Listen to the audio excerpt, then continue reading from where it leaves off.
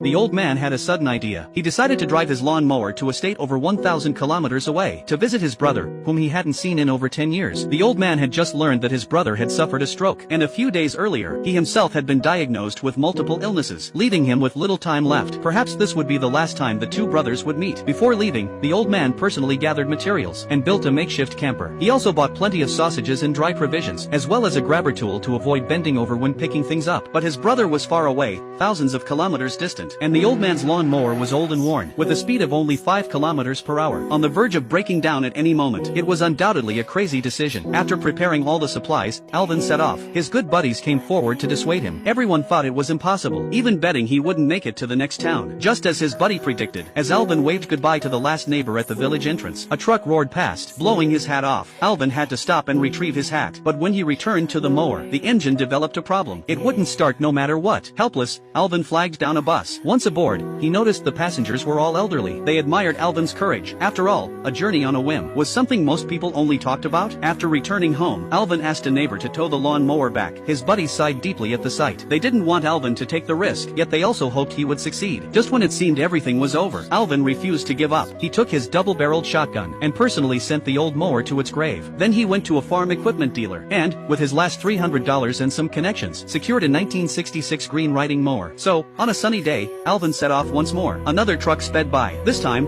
Alvin was prepared. He pressed down his hat brim, and the truck no longer made him stop. The little green mower also performed admirably, successfully carrying Alvin through the first town. Soon, night fell. The grabber he bought during the day came in handy. Alvin gathered dry branches and lit a fire, comfortably lighting a cigar. He still had ham and coffee in his pack, and when tired, he slept in the wooden camper. The next day, Alvin continued his journey. From afar, he saw a girl hitchhiking, but no one was willing to stop and give her a ride. Alvin waved to her, but the girl complained he was too slow, preferring to stay put rather than ride with him. By nightfall, as Alvin was roasting sausages by the fire, the girl still hadn't caught a ride, having wasted much time. Fortunately, Alvin was generous. He shared his ham and a blanket with the girl, offering that if she was too tired, she could rest in the camper. In such a remote wilderness, receiving help moved the girl deeply. She shared that she had been wandering for 5 months because she became unexpectedly pregnant and feared her family's condemnation, so she ran away from home. She believed her family must hate her now. They may be mad.